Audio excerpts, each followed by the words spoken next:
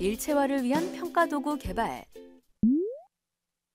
교육과정 문해력과 수업 철학을 기반으로 무엇을 가르치고 평가할 것인가를 결정하였다면 교과 특성에 맞는 다양한 학생 참여형 수업을 디자인할 수 있어야 합니다. 선생님은 어떤 내용을 중점으로 수업 디자인을 하셨나요? 교육과정 성취 기준이 중요하다고 배웠기 때문에 교육과정 성취 기준에 제시된 지식과 기능을 활용하여 실생활 관련 문제를 해결할 수 있는 과제를 만들었습니다. 그리고 학생들이 함께 참여하는 수업을 디자인하기 위해 노력했고요. 네, 역시 훌륭한 결정입니다. 수업 디자인을 위해 가장 기본적인 것은 과제 개발입니다.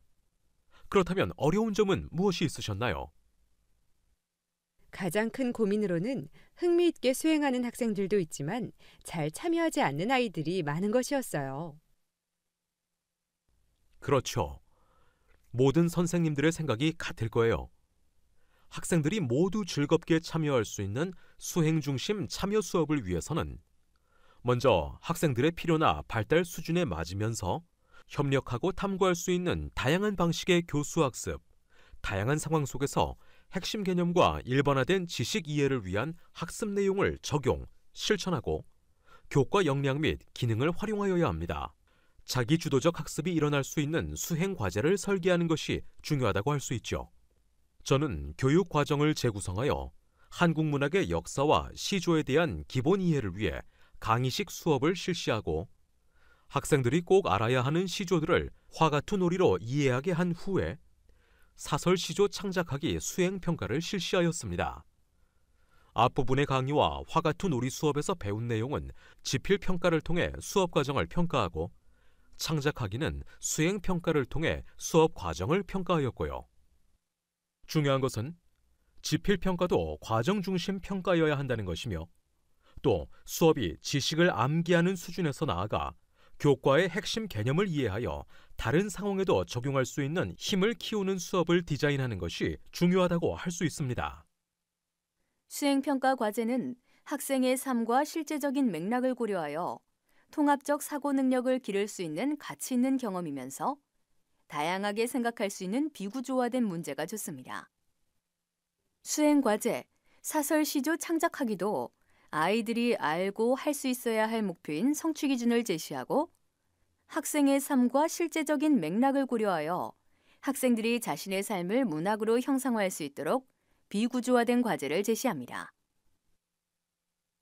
예를 들어 자신의 고교 학교 생활 속에서 절박했던 경험이나 비판적 해학적 상황을 바탕으로 사설 시조를 써보자란 주제에 내일이 중간고사인데 집안 사정으로 시험 공부를 전혀 하지 못해서 암담했던 일로 제시하였습니다.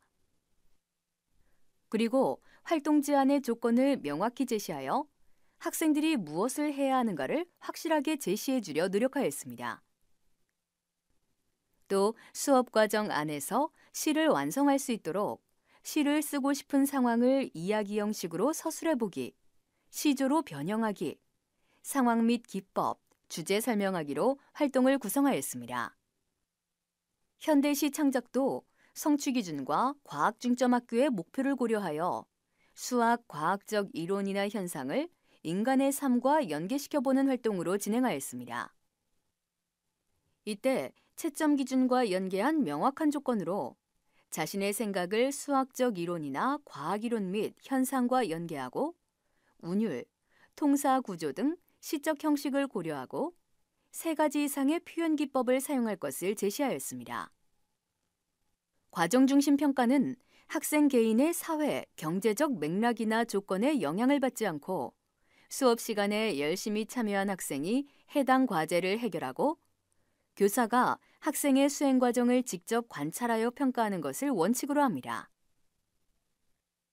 또한 철저한 성취 기준 분석을 통해 지필이 하는 과정 중심 수행 평가로 평가하는 것이 더 합당한 과제인지, 또 이 과제가 과정 중심 평가가 갖추어야 할 일반적인 특성들을 잘 반영하고 있는지, 학생의 수행 결과뿐만 아니라 수행 과정에 초점을 두고 평가할 수 있는 과제인지 등도 필수적으로 점검해야 합니다.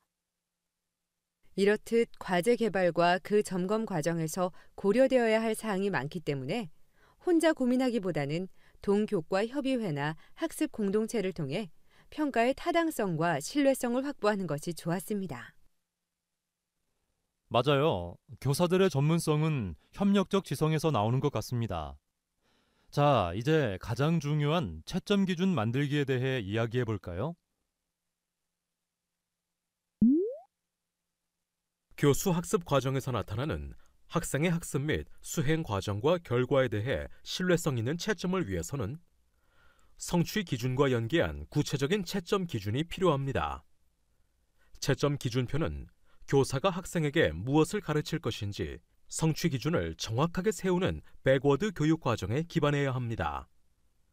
학생들은 채점 기준표를 통해 무엇을 배워야 하는지 정확하게 인지할 수 있어야 합니다. 선생님, 채점 기준에 반영하여야 할 요소는 잘 알고 계시죠? 네, 선생님.